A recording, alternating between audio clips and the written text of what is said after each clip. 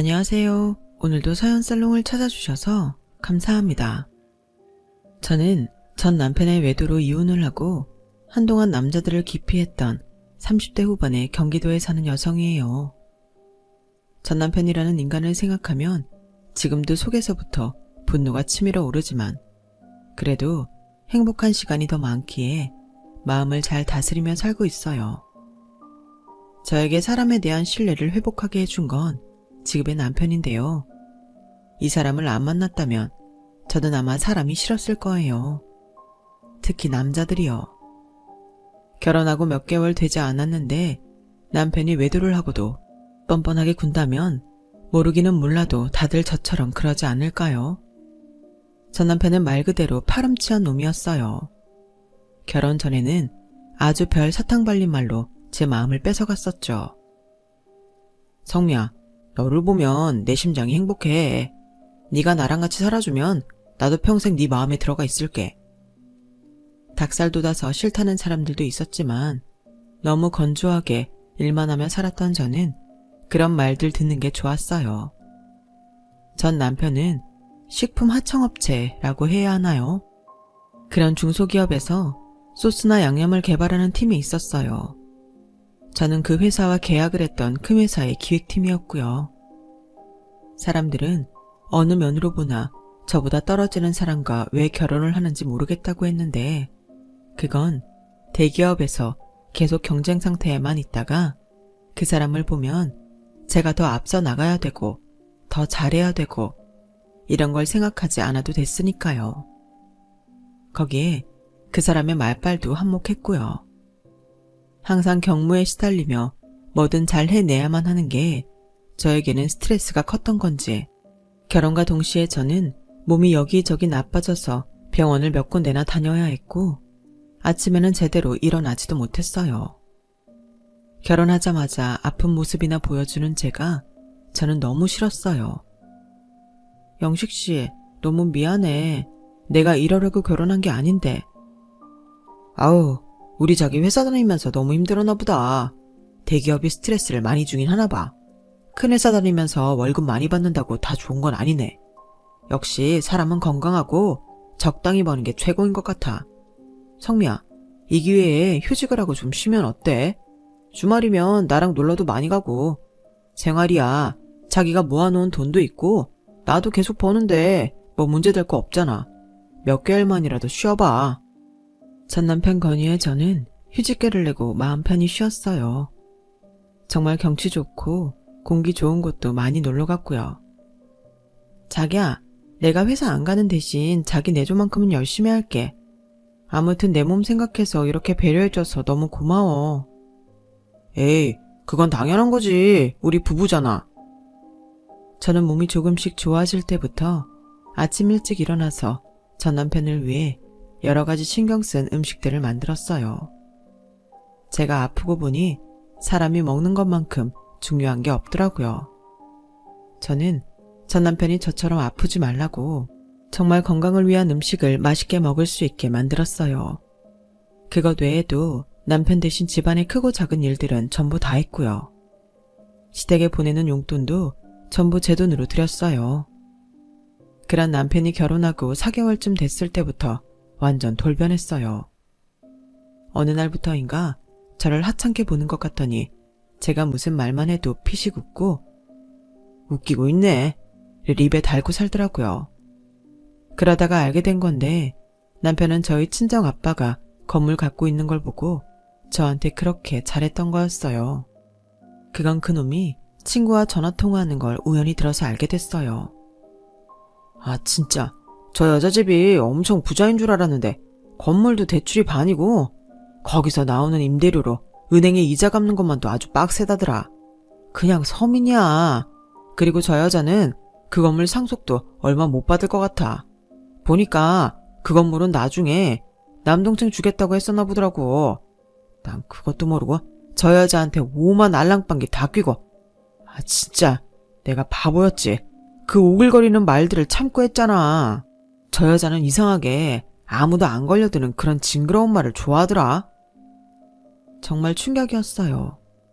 처음에는 제 귀를 의심했고 그 다음에는 아닐 거라고 부인했지만 사실이었어요. 사실 그 건물은 아빠 엄마가 처음부터 남동생을 위해 마련한 거였어요.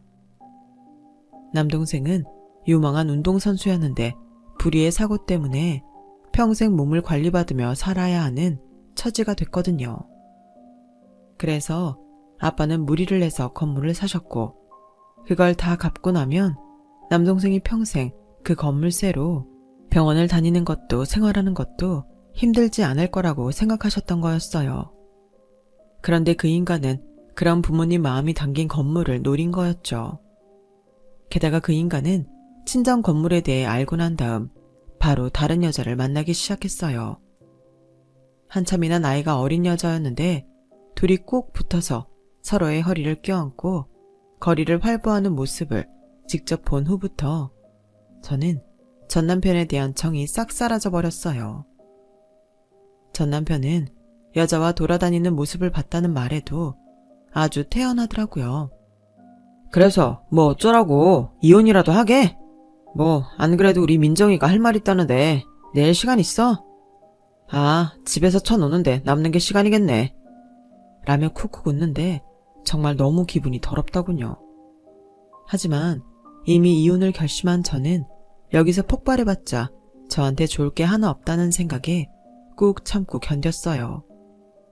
그리고 다음날 그 여자와 남편을 만나러 약속 장소로 갔는데 서울 강남에 있는 꽤 큰 패션샵이었어요. 긴 머리를 희한하게 파마를 하고 진한 화장에 향수까지 역하게 뿌린 그 여자는 직원들이 있는데도 아랑곳하지 않고 저를 세워둔 채로 이렇게 말하더군요. 나는 언니가 우리 영식 씨랑 계속 살아도 괜찮아. 어차피 회사도 안 다니고 집에서 논다며. 아무리 통장에 돈 있다고 해도 야금야금 빼먹고 나면 그거 나중에 다시 채우기 무지하게 힘들걸. 내가 남의 남자랑 연애를 하기는 해도 난 밥 먹고 사는 것까지 건드릴 만큼 말종은 아니야. 그래도 이혼을 하겠다면야 뭐 그건 알아서 하시고. 역시 우리 민정이가 아주 대장부 배포야. 봤지? 너랑 이렇게 차이 나는데 내가 널 보고 살고 싶겠니? 맨날 아프다고 골골거리기나 하지. 시들시들한 데다가 나이도 많은데 내가 좋겠냐고. 그러니까 이제 내가 집에 안 들어가도 그러려니 해. 오빠, 그럼 이제 계속 우리 집에 있는 거야? 뭐야, 오빠도 한다면 하네? 마누라 때문에 눈치 보인다고 집에는 꼬박꼬박 들어가서 은근 빈정상했는데 이제 보니 사나이가 맞네. 맞아. 야, 그럼 다들 키마당에 눈치 볼 게 뭐 있겠냐? 저는 주먹이 하얘지도록 꽉 쥐고는 여자가 하는 샵을 나왔어요. 너무 분하고 수치스러워서 온몸이 다 부들부들 떨렸죠. 저는 그날 바로 변호사를 선임해서 전 남편과 상간녀 두 사람 모두에게 소송을 걸었어요. 소송은 무난히 제가 이겨서 위자료도 받아냈어요. 제가 근년놈의 도발에도 꾹 참았던 건 재판에서 저에게 유리하게 작용했어요. 한 번 때리지도 않고 폭력적인 행동을 하지 않았기 때문에 제 성격에 문제가 있었다고 입증하기 어려웠던 거죠. 저는 철저하게 그 인간들한테 당한 사람으로 완전 승소할 수 있었어요. 하지만 그런다고 제 마음의 응어리가 풀어지는 건 아니더라고요. 그나마 위안이 되는 건 아이가 생기기 전 저 인간의 정체를 알게 돼서 갈라서기 쉬웠다는 점이었어요. 그 년놈들과 재판을 하며 저는 회사도 그만뒀는데요. 사람들이 저만 보면 뒤에서 쑥은거리는 것 같고 다들 제 이야기를 하는 것 같아 견딜 수가 없었거든요. 결혼한다고 좋아하더니 저렇게 남자 보는 눈이 없었냐며 혀를 차는 소리도 들었고요. 저는 1년 가까이 거의 은둔 생활을 하다시피 하며 해외여행도 다니고 그저 편하게 살려고만 애를 썼어요. 그러다 보니 조금씩 숨이 쉬어지고 다시 뭔가를 해볼 수 있겠다는 용기가 나더라고요. 저는 다시 회사에 취직을 하는 것보다 제 일을 해보자고 결심했어요. 회사에 다니며 음식을 기획하는 일도 즐거웠지만 저는 사실 제빵 조리사에 초콜릿 만드는 쇼콜라티의 자격증까지 갖고 있었거든요. 저는 바리스타 자격증까지 따서 저의 조그마한 빵집을 열었어요. 경기도의 유명한 먹자거리의 초입에 가게를 얻어서 새벽부터 밤 늦게까지 빵을 연구하고 굽고 커피를 내리며 정신없이 일을 하며 지냈어요. 저는 당시 남자라면 치가 떨렸고 사람 자체도 너무 믿지 말아야겠다고 굳게 마음먹고 있었어요. 겉으로 아무리 좋은 말을 해도 그 사람 속을 어떻게 알겠어요. 저는 사람들한테 벽을 치고 절대 마음을 내주지 않았지만 그래도 제 직원들한테는 잘하려고 노력했어요. 그리고 제가 만드는 빵이나 디저트가 사람들에게 행복을 주기를 바라는 간절한 마음도 있었고요. 비록 저는 헛된 일을 당해 사람들에게 마음을 열지는 못하지만 저희 가게를 오는 사람들은 저처럼 나쁜 일을 당하지 말라고 주문을 걸며 매일 빵을 굽고 초콜릿도 만들고 커피도 내렸네요. 그리고 몇 개월 지나자 저희 빵집도 점점 입소문이 나서 차 타고 10분 거리에 있는 대형 아파트 단지에서도 빵을 사러 오는 분들이 많아졌어요. 그렇게 저의 빵집은 동네 맛집으로 자리를 잡아갔어요. 그러던 어느 날 저는 오후에 잠깐 볼일을 보고 가게로 돌아가는 길에 어떤 할아버지를 만나게 됐어요. 할아버지는 어디가 불편한지 건물 벽을 짚고 한참을 서 계시더라고요. 제가 앞으로 가서 살펴보니 얼굴이 온통 식은땀 투성이었고 많이 힘들어 보였어요. 할아버지, 괜찮으세요? 어디 편찮으세요? 그러자 할아버지는 겨우 고개만 끄덕이셨어요. 저는 얼른 119에 전화를 내 구급차를 불렀고 할아버지는 병원 응급실로 옮겨졌죠. 알고 보니 할아버지는 심장병 수술을 하셨던 분인데 시간이 좀 많이 지나서 심장에 있는 장치에 문제가 생긴 거였어요. 병원에서는 조금만 늦었어도 큰일 날 뻔했다며 바로 응급수술에 들어갔죠. 저는 수술 전 할아버지한테 연락할 가족 전화번호를 알려달라고 했더니 할아버지는 핸드폰채 제 손에 쥐어주고는 바로 수술실로 들어가 버렸어요. 보니까 긴급전화에 우리 손자라는 전화번호가 있더라고요. 저는 바로 그 번호로 연락을 했고 전후 사정을 들은 손자분은 얼마 안 돼서 병원으로 달려왔어요. 어찌나 급하게 왔는지 한 손에 집게 같은 걸 들고 왔는데 가만 보니 먹자거리에서 유명한 치킨집 대표더라고요. 제가 그 손자분을 대표라고 한 건 먹자거리에서 치킨집을 시작해서 서울에까지 몇 군데 지점을 내고 이제 지방도시에도 점차 확장해가고 있는 치킨집 본점을 운영하고 있기 때문이었어요.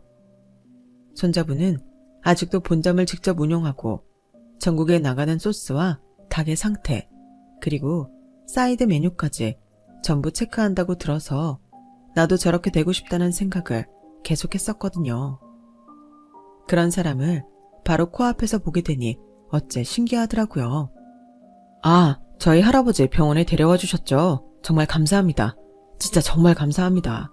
안 그래도 할아버지 오신다기에 건강 때문에 걱정됐었는데 무슨 일이 있었으면 저 평생 후회하며 살았을 거예요. 그러지 않게 해주셔서 감사합니다. 손자분은 저한테 여러 차례 90도 인사를 하며 계속 감사하다는 말을 했어요. 아니에요. 누구라도 그 자리에 있었다면 저처럼 했을 거예요. 이제 그만 인사하셔도 돼요. 그래도 병원에 제때 도착해서 정말 다행이에요. 할아버지 쾌차하시길 바랄게요. 그렇게 저는 병원을 나왔는데 아주 오랜만에 마음이 홀가분하고 좋은 기분을 느꼈어요.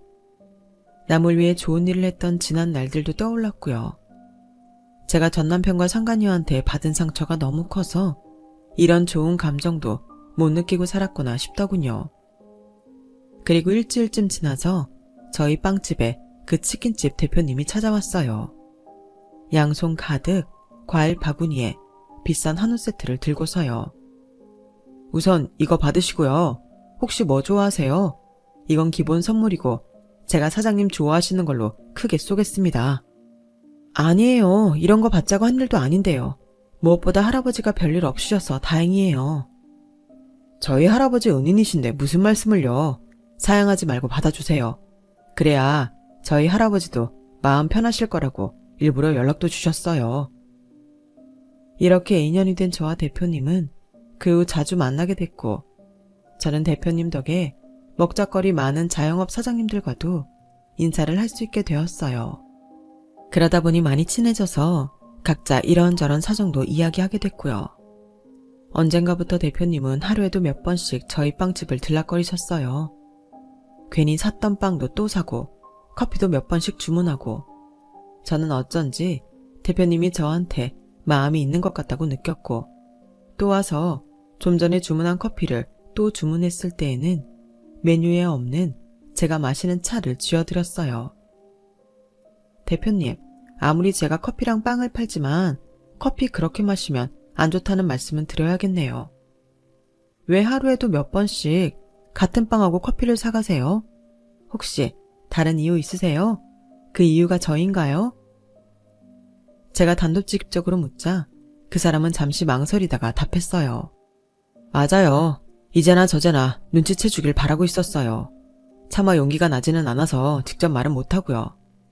저랑 결혼해요, 성미씨. 저는 성미씨처럼 자기 일에 열정적이고 그러면서도 저랑 잘 맞는 사람을 기다렸던 것 같아요. 말씀은 고마운데 마음만 받을게요. 마음은 정말 감사해요. 이전에 받은 상처 때문에 그런 거죠. 저는 그 남자가 아니에요. 그런 줄은 저도 알죠. 하지만 겁이 나서요. 저야말로 겁이 난다면 겁날 놈이에요. 제가 전에 말씀드렸죠. 한 여자 엄청 사랑해서 제가 모든 걸 다 갖다 줬는데 저 몰래 양다리 걸치고 있다가 저한테는 한마디 말도 안 하고 결혼한 거요. 결혼식 전날 저랑 만났는데도 저한테 말 안 했어요. 그래서 저도 여자는 안 만난다고 결심했다가 작년쯤부터 마음이 서서히 바뀌었어요. 그 여자 하나 때문에 내가 세상에 좋은 사람이 많은 걸 너무 못 보고 사는 거 아닌가 하고요. 그리고 마음을 열었더니 이렇게 성미 씨가 제 앞에 나타났어요. 성미 씨도 마음을 열면 좋겠어요. 저 다 기다릴게요. 대표님 말씀도 틀린 게 하나 없었지만 그래도 망설여지더라고요. 저는 아무 답도 못하고 끙끙대고 있다가 깨닫게 된 게 있었어요. 갑자기 대표님이 저희 빵집에 오지 않더라고요. 이제는 내가 싫어졌나?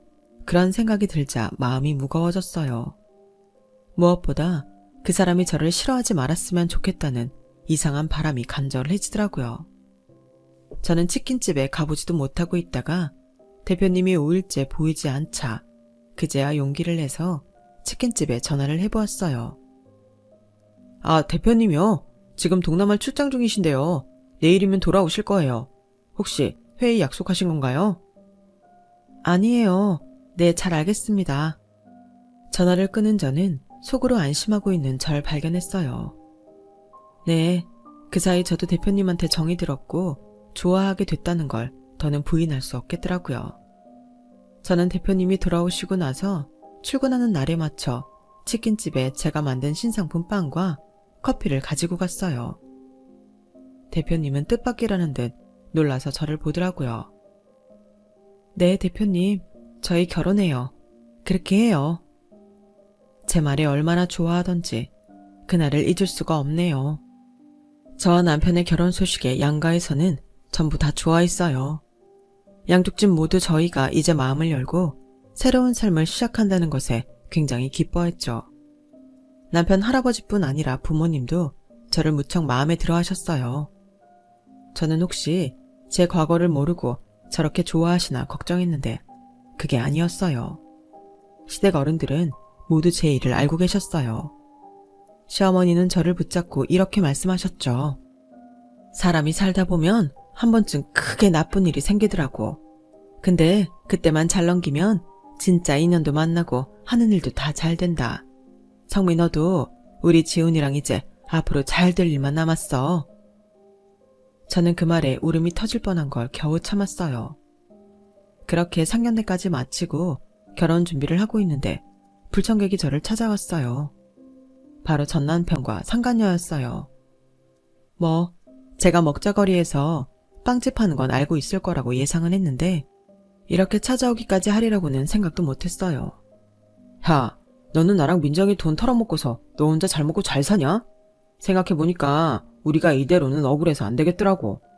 그래서 말인데 네가 민정이한테 받은 돈만큼은 돌려줘야겠다. 법원에서 판결 내려받은 돈이잖아. 어디 가져갈 수 있으면 가져가 봐. 그리고 내 가게에서 나가. 안 그러면 신고한다? 야, 이거 어디 무서워서 다시 오겠냐? 이런다고 나랑 민정이한테 통할 것 같아? 그래, 누가 이기나 해보자. 내가 너 여기서 장사 못하게 만든다. 그러고 간 전 남편은 먹자거리에 이상한 소문을 내기 시작했어요.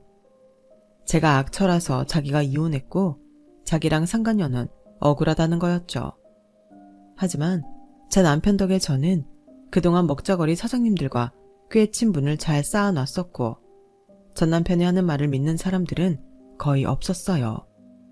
간혹 사람 겉만 보고는 모른다며 저를 힐끗거리는 분들도 있었지만 남편이 적극적으로 나서서 제가 그런 사람이 아니라고 이야기해줬기 때문에 그런 소문은 금방 사그라들었어요. 그러더니 이번에는 상간녀가 가게에 나타나서 진상을 피웠어요. 여기서 사간빵 먹고 두드러기 났다고요. 나 설사하고 토하고 난리도 아니었는데 응급실에서 식중독이래. 여기 빵밖에 먹은 게 없단 말이야. 치료비랑 피해보상금 내놔. 짙은 향수내를 풀풀 풍기며 악을 쓰는 그 여자 때문에 손님들은 인상을 찌푸리며 나갔고 그 여자는 저희 가게 리뷰에도 악담을 늘어놨어요. 저는 그걸 악성 리뷰로 신고를 했고 정식으로 경찰서에 고소도 접수했어요.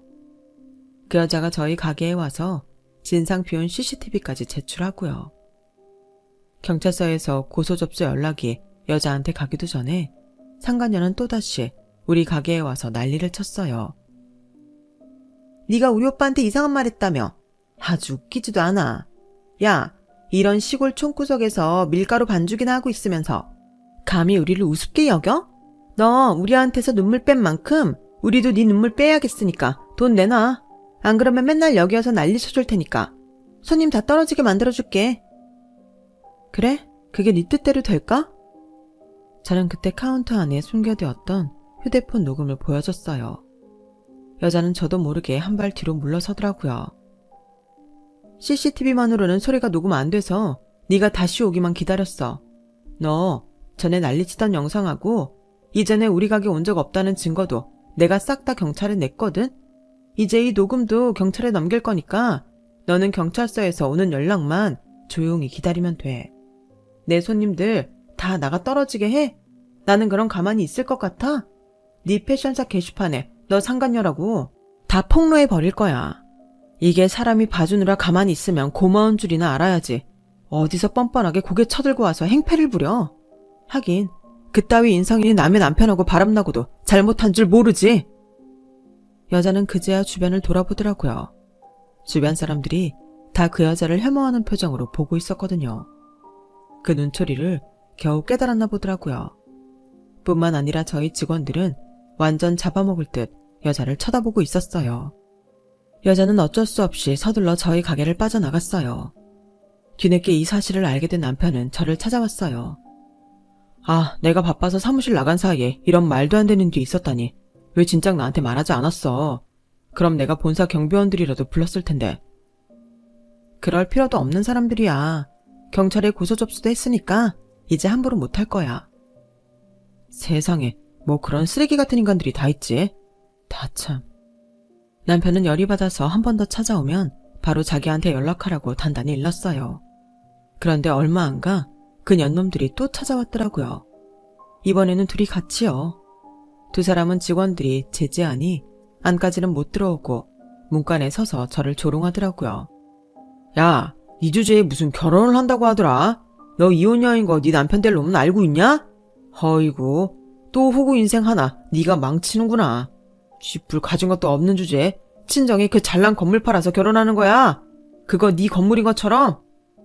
오빠, 저 여자가 나한테 이상한 소리 하더라. 우리도 이 얘기 사람들한테 해서 결혼 망쳐버리자. 아니 천하의 악녀 같은 년이 어디 착한 척하고 또 다른 남자 인생에 끼어들어? 안 그래? 제가 못 참고 나가려는데 그때 저희 직원 하나가 그 인간들한테 밀가루 한 푸대를 부어버리더라고요. 야, 니네 뭔데 자꾸 와서 영업방해야? 어? 게다가 명예훼손까지. 너네 제3자에 의한 명예훼손 고소 한번 당해볼래? 어디 한번 해봐. 벌금 나오면 그깟 벌금 내가 다 물고 만다. 진짜 듣자니까 내 속이 다 열불나서 미치겠는데. 우리 사장님 완전 보살이다 보살. 여러분, 여기 이 인간들이요. 저희 사장님 속이고 바람나서 법원에서도 위자료, 정신적 피해보상 다 판결받아 돈 줘놓고 이제 와서 행패랍니다. 사람 모함까지 하면서요. 야, 사람들은 하나를 보면 열을 한다고.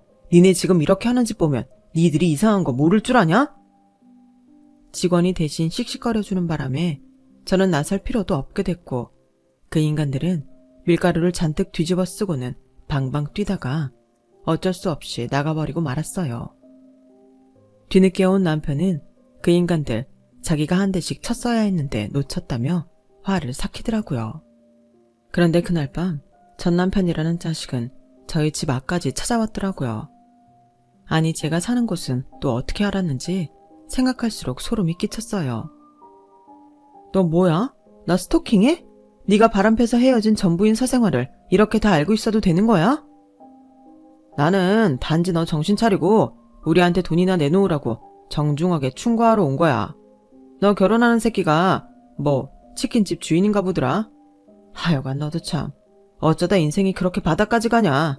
하다 이제는 기름에 쩐 인간하고 결혼을 해? 다는 또 어디서 멀쩡한 인간 호구 잡아서 피 빨아먹고 사나 했더니 아주 지 수준에 딱 맞는 인간 만났더만. 너 나한테 돈 입금해. 안 그러면 네 결혼식 그거 아주 쑥대밭을 만들어 놓고 말 테니까. 저는 그 순간 아악 하고 마구 소리를 질렀어요. 그동안 속에 쌓였던 울분이 다 그렇게 터져버렸죠. 제가 멈출 줄 모르고 계속 아악 비명을 지르자 아파트 경비원들이 뛰어왔고, 저는 변태예요, 변태 이 새끼! 라고 방방 뛰어댔어요. 그러자 아파트 경비원은 전 남편을 잡으러 달려왔고, 전 남편은 황당한 표정으로 저를 보더니 놀라서 꽁무니 빠져라 도망을 쳤죠. 저는 울분을 가라앉히지 못해 눈물을 터뜨렸고, 경비원은 저를 다독이며 괜찮다고 경찰에 신고하겠다고 하셨고요. 그런 난리를 겪고 난 후에 저의 결혼식 날이 됐어요. 결혼식은 무사히 진행이 됐고, 일부 웨딩을 끝내고 이부의 하객들에게 인사를 하기 위해 드레스를 갈아입었죠. 그런데 밖이 시끌시끌 하더라고요. 그러더니 웬 남자가 무작정 제 대기실 안으로 쳐들어오는데 전 남편인 거 아니겠어요? 대체 누가 제 결혼식 날짜와 시간 장소를 가르쳐줬는지 저는 그 인간이 누군지 꼭 밝혀내야겠다고 다짐했죠. 너무너무 열이 받았거든요. 그런데 이 인간 들어와서 하는 말이 가관이었어요. 성미야, 나 그년이랑 헤어졌어. 그년 알고 보니까 아주 나쁜 년이야. 얼마 전부터 다른 젊은 놈 만나서 그 놈하고 내 돈 빼들리고 있었던 거 아니야. 뭐 그딴 게 다 있지. 내가 잠시 그년한테 홀려서 성미 너한테도 돈 내놓으라고 그랬던 거 사과할게. 알아, 네가 얼마나 화났는지. 나도 내가 미쳤었다는 거 인정할게. 그러니까 우리 이제 다시 시작하자. 그래도 한 번이라도 살아본 사람하고 살아야지. 널 잘 모르는 사람하고 사는 게 행복할 것 같아? 너 그 빵집 생각보다 되게 잘 되더라. 매출뿐 아니라 순이익도 꽤 되던데. 넌 역시 뭐든 잘하는 사람이야. 정말 어디 내놔도 부끄럽지 않은 내 와이프다. 여기요. 여기 정신병자 들어왔는데 이 웨딩홀은 경비도 없어요? 아무나 들여보려면 어떡해요? 제가 전 남편은 상대도 안 하고 밖에 소리를 지르니 드레스 입는 걸 도와주던 직원이 그제야 정신을 차리고 경비를 부르러 뛰어나갔어요. 그러자 전 남편은 다급해져서 저를 설득하려고 하더군요. 야, 암만 네가 화났어도 네 인생 이렇게 팽개치는 거 아니야. 치킨? 요새 치킨이 장사가 되는 것 같냐? 남는 것도 얼마 없어. 내가 널 아는데 또 사탕 발린 말, 오글대는 말에 속아 넘어갔을 거야. 그러니까 성미야, 이제라도 정신 차려. 그리고 나랑 가자. 저는 그 인간이 내 손을 잡자마자 그 인간 손목을 꽉 깨물어 버렸어요. 야, 너 미쳤어? 이게 뭐 하는 짓이야? 그때였어요. 누군가 대기실에 성큼성큼 들어오더니 전 남편을 돌려 세워서는 주먹을 턱에 한 방 먹였고, 전 남편은 그대로 바닥으로 나가 떨어졌어요. 바로 제 남편이었어요. 연애복을 입은 남편은 그 자리에서 재킷을 벗어 던지고 전 남편 멱살을 잡아 일으켜 세웠어요. 이 미친 자식, 네가 여기가 어디라고 와? 그러더니 남편은 그 인간을 질질 끌고 나가는데 정말 전 남편은 허수아비처럼 딸려나가더라고요. 제가 허겁지겁 뛰어나가자 전 남편은 제 남편한테 오히려 큰 소리를 치고 있더라고요. 당신 내가 고소할 거야. 어디 사람을 쳐? 너 사람 잘못 봤어. 어디 시장에서 닭이나 튀기는 새끼가 말이야. 제가 화가 나서 달려들려고 하는데 그때 웬 점잖고 나이 지긋한 신사분이 전 남편 어깨를 돌려 세우더니 다짜고짜 뺨을 철썩 때리더군요. 놀란 전 남편이 그 신사분을 보자 얼굴이 파래졌어요. 사장님, 어떻게 여기에? 너야말로 뭐하는 자식이야? 여기가 어떤 자리인 줄 알고 와서 행패야, 행패는. 여기 이분이 우리랑 이번에 계약하신 치킨 체인 대표인 것도 몰라? 너는 대체 회사에서 일을 어떻게 하길래 중요 거래처 대표도 못 알아봐? 너 이 자식, 너 때문에 우리 회사에서 엑소 치킨 소스 출시 안 하면 너 어떻게 할 거야? 책임질래? 이런. 자기네 회사 사장 말에 놀란 전 남편은 얼이 빠져서 남편과 저를 번갈아 봤어요. 그리고는 이제야 정신이 든 것처럼 자기를 둘러싸고 있는 수많은 하객들을 돌아봤고요. 그중에는 저희 친정 부모님도 있었어요. 전 남편은 침을 꿀꺽 삼키더니 갑자기 무릎을 꿇더라고요. 잘못했습니다. 제가 진작에 알아보지 못해서 죄송합니다. 그저 제가 성미를 사랑하고 있다는 걸 알리고 싶었어요. 하지만 이미 그 인간의 바닥을 다 본 사람들이 너무 많았기에 다들 기가 막혀서 혀를 차며 비웃었죠. 남편은 더 이상 상대하기 싫다는 듯 달려오는 경비원들에게 손짓을 했어요. 그러고는 이렇게 말했어요. 여기 이것 좀 치워주세요. 경찰서로요. 그러자 전 남편은 끌려나가면서 두 손을 파리처럼 싹싹 빌어대며 사정을 했어요. 잘못했습니다. 제발 대표님, 사장님, 성미야, 아니 사모님, 제가 잘못했어요. 장인어른 장모님, 성미야, 미안해, 내가 사줘야 할게. 그렇게 전 남편이 끌려나간 후 전 남편 회사 사장님은 저와 남편에게 허리를 굽히며 사죄했어요. 이게 어디 사장님 잘못입니까? 사장님은 저 사람이 어떤 사람인지도 몰랐을 텐데요. 하지만 이제 아셨으니 사장님도 적절한 조치를 취하셨으면 합니다. 이건 제 개인적인 감정 때문만이 아니라 저런 정신상태인 사람이 직원으로 있으면 회사에도 악영향을 끼칠 거예요. 여부가 있겠습니까? 지금 엄청난 일을 저질렀는데요. 월요일 출근하자마자 해고 통지서 보낼 겁니다. 그렇게 상황은 정리됐고 저는 큰 난리를 겪으며 결혼식을 마쳐야 했어요. 전 남편 회사 사장은 정말 전 남편을 해고 처리했고 전 남편은 웨딩홀 측과 회사 측에 고소까지 당하게 됐죠. 저는 그런 전 남편을 보며 돈 때문에 인간이 저렇게까지 추해질 수 있구나 싶었어요. 저한테 돌아오려고 했던 것도 상간녀가 배신한 것도 있지만 제 빵집이 잘 된다는 걸 알아서 그런 거잖아요. 아무리 먹고 살기 힘들어지는 세상이라고 해도 저런 식으로 사는 인간은 결국 끝이 좋지 않다는 걸 직접 보고 겪게 되어 저한테는 큰 교훈도 됐네요. 전 남편은 회사에서 잘리고 그쪽 업계에 소문이 나서 취직이 안 된다고 들었어요. 그래서 프랜차이즈 커피집도 차렸다가 망하고 결국 다 정리하고 자기 본가가 있는 시골 지방으로 돌아갔다고 하네요. 저는 여전히 성실하고 자기 사업도 열심히 하는 남편과 함께 예쁜 딸을 두고 알콩달콩 살고 있어요. 제 빵집도 열심히 하고 있고요. 제 마음을 다시 열게 해준 좋은 인연에 감사하며 매일 더 좋은 일도 많이 하려고 하고 있어요. 제가 베푼 만큼 돌아온다는 것도 알게 됐거든요. 꼭 돌아오는 걸 바라고 베푸는 건 아니지만요. 그런 마음으로 자선단체에 기부도 하고 봉사활동도 하고 있어요. 제 이야기 들어주신 많은 분들 오늘 하루도 행복하시고요. 앞으로 좋은 일만 많이 생기시길 바랄게요. 여러분, 사연 댓글에 응원과 현명한 조언 부탁드려요. 좋아요와 구독은 저에게 큰 힘이 됩니다. 오늘도 좋은 일 가득하세요.